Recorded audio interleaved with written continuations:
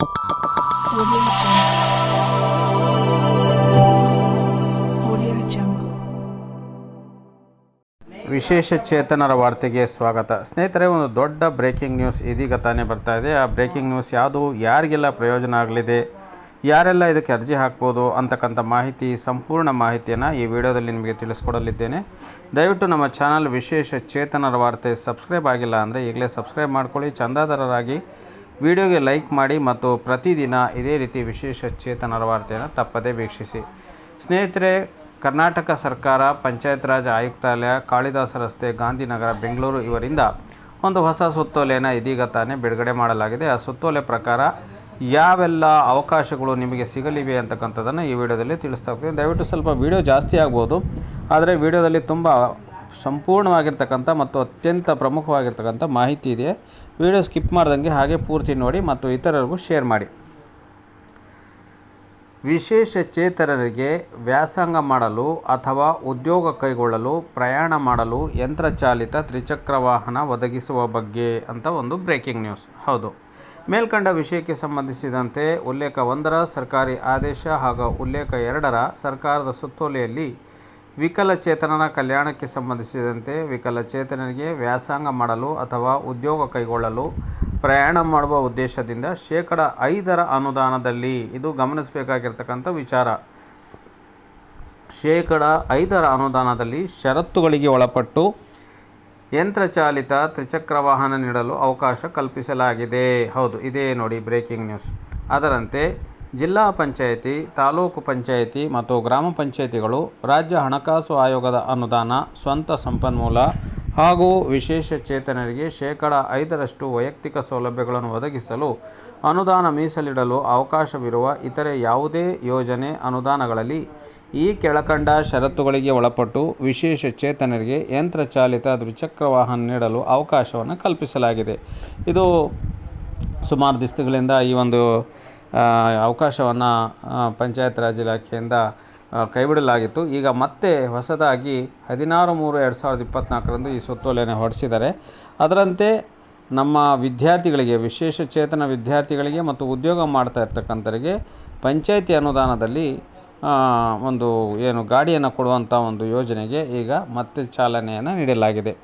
ಹಂಗಾದರೆ ಷರತ್ತುಗಳು ಏನು ಅಂತ ನೋಡೋದಾದರೆ, ವಿಕಲಚೇತನ ವ್ಯಕ್ತಿಗಳು ಭಾರತದ ಪ್ರಜೆಯಾಗಿದ್ದು ಕರ್ನಾಟಕದಲ್ಲಿ ಕನಿಷ್ಠ 10 ವರ್ಷಗಳು ವಾಸವಿರಬೇಕು. 20ರಿಂದ 60 ವರ್ಷ ವಯಸ್ಸಿನ ತೀವ್ರತರನಾದ, ಇದು ಭಾಳ ಇಂಪಾರ್ಟೆಂಟ್ ಸೆಂಟೆನ್ಸ್ ನಾನು ಓದ್ತಾ ಇರೋದು, 20 ವರ್ಷದ ಒಳಗಡೆ ಇರ್ತಕ್ಕಂಥವ್ರು ಕೂಡ ಅರ್ಜಿ ಹಾಕಿಬಿಡ್ತಾರೆ, ಆ ರೀತಿ ಹಾಕಬಾರ್ದು. 20 ವರ್ಷ ಮೇಲ್ಪಟ್ಟು 60 ವರ್ಷ ಒಳಗಿನ ಎಲ್ಲ ದೈಹಿಕ ವಿಕಲಚೇತನರಿಗೆ, ಅಂದರೆ ಇಲ್ಲಿ ಪ್ರತಿಯೊಂದು 21 ರೀತಿ ಅಂಗವಿಕಲತೆ ಇದೆ, ಅದರಲ್ಲಿ ಕೇವಲ ದೈಹಿಕ ವಿಕಲಚೇತನರಿಗೆ ಮಾತ್ರ ಜೀವಿತ ಕಾಲದಲ್ಲಿ ಒಂದು ಬಾರಿ, ನೀವು ಹೋದ ವರ್ಷ ತಗೊಂಡು ಅಥವಾ 5 ವರ್ಷ ಹಿಂದ್ಗಡೆ ತಗೊಂಡು ಮತ್ತೆ ಅರ್ಜಿ ಹಾಕೋ ಹಾಗಿಲ್ಲ, ಒಂದು ಬಾರಿ ಈ ಒಂದು ಯಂತ್ರಚಾಲಿತ ವಾಹನ ಕೊಳ್ಳಲು ಸೌಲಭ್ಯವನ್ನು ಕಲ್ಪಿಸಲಾಗಿದೆ. ಎರಡನೇದೇನಪ್ಪ ಅಂದರೆ, ಈ ಯೋಜನೆ ಸೌಲಭ್ಯ ಪಡೆಯಲು ಕುಟುಂಬದ ವಾರ್ಷಿಕ ಆದಾಯ 2 ಲಕ್ಷ ರೂಪಾಯಿ ಒಳಗಿರಬೇಕು. ಅಂಗವಿಕಲರ ಅಧಿನಿಯಮದಲ್ಲಿ ಸೂಚಿಸಿರುವ ಹಾಗೂ ವೈದ್ಯಕೀಯ ಪ್ರಾಧಿಕಾರದಿಂದ ನೀಡಿರುವ ಗುರುತಿನ ಚೀಟಿ ಅಂದರೆ UDID ಕಾರ್ಡ್ ಅವರು ಕಡ್ಡಾಯವಾಗಿ ಹೊಂದಿರಬೇಕು. ಅಪಘಾತ, ಅನಾರೋಗ್ಯ ಅಥವಾ ಹುಟ್ಟಿನಿಂದ 1 ಅಥವಾ 2 ಕಾಲುಗಳನ್ನು ಕಳೆದುಕೊಂಡ ಅಥವಾ ಸ್ವಾಧೀನ ಇಲ್ಲದಿರುವ ಅಂಗವಿಕಲತೆ ಪ್ರಮಾಣ ಶೇಕಡ 75ಕ್ಕಿಂತ ಹೆಚ್ಚು. ಇಲ್ಲಿ ಗಮನಿಸಬೇಕಾಗಿರ್ತಕ್ಕಂಥ ಒಂದು ವಿಷಯ, 60%ನವರು, 50, 45%ನವರು ಯಾರು ಕೂಡ, ಅದರಲ್ಲೂ ಸ್ಟೂಡೆಂಟ್ಸ್ ಇರ್ತಕ್ಕಂಥವ್ರು 75, 40, 45, 60 ಅಷ್ಟೇ ಮಾಡಿಸಿರ್ತಾರೆ. ಹಾಗಾಗಿ ನೀವು ಇಲ್ಲಿ ಗಮನಿಸಬೇಕು, 75ಕ್ಕಿಂತ ಹೆಚ್ಚು ಅಂಗವೈಕಲ್ಯತೆ ಹೊಂದಿರುವ, 2 ಕೈಗಳು ಸ್ವಾಧೀನವಾಗಿರುವ ಮತ್ತು ಇತರೆ ಎಲ್ಲ ರೀತಿಯ ದೈಹಿಕವಾಗಿ ಸುದೃಢವಾಗಿರುವ ವಿಕಲಚೇತನಗೆ ಪ್ರಥಮ ಆದ್ಯತೆಯನ್ನು ಈ ಒಂದು ಗಾಡಿ ಕೊಡುವಂಥ ಸಂದರ್ಭದಲ್ಲಿ ನೀಡಲಾಗುವುದು. ಮೂರನೇ ಒಂದು ಮುಖ್ಯ ಅಂಶ ಏನಪ್ಪ ಅಂದರೆ, ಮುಖ್ಯ ಕಾರ್ಯನಿರ್ವಾಹಕ ಅಧಿಕಾರಿಗಳು ಜಿಲ್ಲಾ ಪಂಚಾಯಿತಿ ಅವರ ಅಧ್ಯಕ್ಷತೆಯಲ್ಲಿ ಜಿಲ್ಲಾ ವೈದ್ಯಾಧಿಕಾರಿ, ಆರೋಗ್ಯ ಇಲಾಖೆ, ಪ್ರಾದೇಶಿಕ ಸಾರಿಗೆ ಅಧಿಕಾರಿ, ಉಪನಿರ್ದೇಶಕರು, ಮಹಿಳಾ ಮತ್ತು ಮಕ್ಕಳ ಅಭಿವೃದ್ಧಿ ಇಲಾಖೆ, ಜಿಲ್ಲಾ ಅಂಗವಿಕಲ ಕಲ್ಯಾಣಾಧಿಕಾರಿಗಳು ಹಾಗೂ ದೈಹಿಕ ವಿಕಲಚೇತನರ ಕ್ಷೇತ್ರದಲ್ಲಿ ಕಾರ್ಯನಿರ್ವಹಿಸುತ್ತಿರುವ ಒಂದು ಸ್ವಯಂ ಸೇವಾ ಸಂಸ್ಥೆಯ ಮುಖ್ಯಸ್ಥರ ಸಮಿತಿಯ ಮೂಲಕ ಫಲಾನುಭವಿಗಳನ್ನು ಆಯ್ಕೆ ಮಾಡಬಹುದು. ಆಮೇಲೆ 6ನೇ ಒಂದು ಮುಖ್ಯವಾಗಿರ್ತಕ್ಕಂಥ ನಿಬಂಧನೆ ಏನಪ್ಪ ಅಂದರೆ, ಯಂತ್ರಚಾಲಿತ ದ್ವಿಚಕ್ರ ವಾಹನವನ್ನು ಅವರ ಜೀವಿತಾವಧಿಯಲ್ಲಿ ಯಾವುದೇ ಕಾರಣಕ್ಕೂ ಬೇರೆಯವರಿಗೆ ಪರಭಾರೆ ಅಥವಾ ಮಾರಾಟ ಮಾಡೋಂಗಿಲ್ಲ. ಹಂಗೇನಾದರೂ ಕಂಡುಬಂದಲ್ಲಿ ಅಂತಹವರ ಮೇಲೆ ಕಾನೂನು ರೀತಿಯ ಕ್ರಮ ಜರುಗಿಸಿ ಸರ್ಕಾರಕ್ಕೆ ಆ ಗಾಡಿಯನ್ನು ಮುಟ್ಟುಗೋಲು ಹಾಕಿಕೊಳ್ಳಲಾಗುವುದು. ಈ ಸೌಲಭ್ಯ ಪಡೆಯಲಿಚ್ಛಿಸುವ ವಿಕಲಚೇತನರು ದ್ವಿಚಕ್ರ ವಾಹನ ಚಾಲನೆ ಮಾಡುವ ಪರವಾನಗಿ ಪತ್ರ ಪಡೆದಿರಬೇಕು. ಅಂದರೆ ಅವರು LLR ಅಥವಾ DL ಅನ್ನು ಹೊಂದಿರಬೇಕು.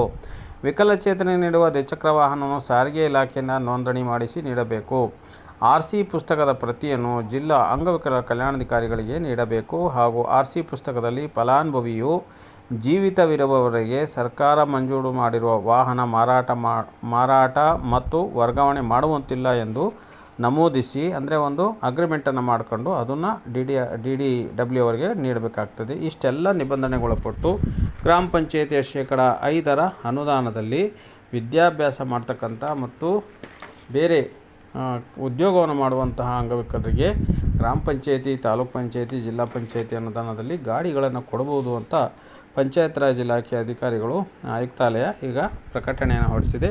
ಹಾಗಾಗಿ ಸಂಬಂಧಪಟ್ಟವರು ಇದರ ಸೂಕ್ತ ಪ್ರಯೋಜನವನ್ನು ಪಡ್ಕೋಬೇಕು. ಹೆಚ್ಚಿನ ಮಾಹಿತಿಗಾಗಿ ಜಿಲ್ಲಾ ಅಂಗವಿಕಲ ಕಲ್ಯಾಣಾಧಿಕಾರಿಗಳನ್ನು ಅಥವಾ MRW VRW ಅವರನ್ನು ಸಂಪರ್ಕಿಸಬಹುದು ಅಂತ ಹೇಳ್ತಾ, ಈ ವಿಡಿಯೋ ಬಗ್ಗೆ ನಿಮ್ಮ ಅನಿಸಿಕೆ ಅಭಿಪ್ರಾಯಗಳನ್ನು ಕಾಮೆಂಟ್ ಬಾಕ್ಸಲ್ಲಿ ತಪ್ಪದೇ ಬರೆದು ಹಾಕಿ.